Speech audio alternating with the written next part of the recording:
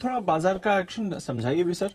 Global mood माहौल कमजोर था तो हम थोड़ा एक्सपेक्ट कर रहे थे, बट थोड़ी गिरावट ज्यादा नहीं हुई? कुछ और फैक्टर्स भी हैं जो इस गिरावट को ड्राइव कर रहे हैं? क्या व्यू बनता है सर आप? देखिए दीप, एक चीज क्लियर है कि अगर आप जापान की वजह से सोचे कि गिर रहे हैं तो जापान की वजह से डायरेक्टली ऐसी गिरावट का माहौल तो नहीं है, लेकिन हाँ ये जरूर बैक ऑफ द माइंड हो सकता है कि कहीं पिछली बार हम जापान की वजह से करेक्शन में आए थे तो कहीं वापस इस बार तो नहीं। राइट। अदरवाइज वैसे देखा जाए तो कोई ग्लोबल बड़ा कारण नहीं है अपीरेंटली जिसे आप इसके साथ जोड़े हैं। स्पेशली सुबह एशिया तो ठीक ही था, चाइना हांगकांग आपके मजबूत थे। अब जब यूरोप खुला है और यूरोप में थोड़ी कमजोरी के साथ ट्रेड होता हुआ दिख रहा है, यूरोप के बाजार एक बार आपके लिए ले आए।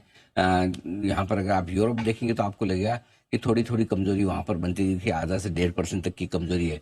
तो वो कह सकते हैं कि हो सकता है कि या तो इजराइल लेबनान के बीच में बढ़ता हुआ तनाव या फिर जापान की वजह से थोड़ा बहुत कमजोरी का माहौल मान सकते हैं, बट बड़ा कारण ग्लोबल गिरावट का अभी तक तो नहीं दिख रहा है कि जिसकी वजह से गिर रहे हैं। गिरावट में बड़ी वजह आप ये मान सकते हैं मुनाफा वसूली है।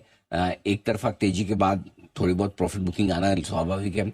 इस सीरीज की शुरुआत बाजारों ने बड़े ऊंचे इंटरेस्ट ओपन इंटरेस्ट के साथ की थी।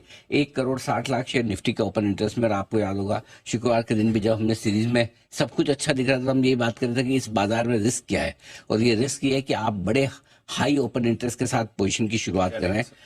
आपकी इंडेक्स लॉन्ग पोजीशन फ्यूचर्स की जो रोल ओवर हुई है वो ज्यादा हुई है। 80% के आसपास पे ओपन इंटरेस्ट लॉन्ग पोजीशन के साथ एफ आई अपनी इंडेक्स फ्यूचर्स की पोजीशन बनाए हुए हैं जो कि हायर साइड पे है। तो थोड़े ओवरबोट बाजार हैं, एक तरफा बाजार हैं, और इस एक तरफा बाजार में अगर 81% अब कल की अगर इंडेक्स लॉन्ग पोजीशन देखें एफ की तरफ वो है, तो थोड़ी बहुत प्रॉफिट बुकिंग आना स्वाभाविक है। अब वो थोड़ी बहुत प्रॉफिट बुकिंग के लिए मंडे मॉर्निंग में कारण आपका कोई जापान हो सकता है, कोई इजराइल लेबनान हो सकता है, कोई भी हो सकता है, लेकिन कुल मिला के ये है कि थोड़ा एक तरफा चले हैं। और ऐसा लग रहा है जिस तरह से कि थोड़ी बहुत लगता है कि एफआईएस की तरफ से बिकवाली का प्रेशर आज नजर आ रहा है बाजार में। और दूसरी चीज ये तो सारे ग्लोबल कारण है। अब आइए लोकल कारण में, लोकल कारण में ऐसा क्या है जिसकी वजह से हमारे बाजार लाइफ हाई के आसपास थोड़ा रुक सकते हैं।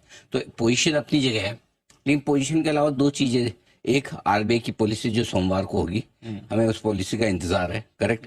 और दूसरा रिजल्ट सीजन की शुरुआत भी होने की तैयारी में 8-10 दिन बाद में, राइट। तो रिजल्ट सीजन को लेकर बाजार का कॉन्फिडेंस इस बार थोड़ा कम है क्योंकि पिछला वाला रिजल्ट सीजन उतना अच्छा गया नहीं। ठीक है, पॉलिसी आने वाली, वैसे पॉलिसी में कोई खराब आने जैसा दिख नहीं रहा, लेकिन ये दो बड़ी इवेंट है और उससे ऊपर थोड़ा ग्लोबल में मामला ऐसा, तो थोड़ा वेट एंड वॉच वाली सिचुएशन ज्यादा है। सो आई थिंक अगर कारण ढूंढने जाएंगे तो विशेष कारण नहीं है, सिंपल कारण है हेवी पोजिशन, प्रॉफिट बुकिंग।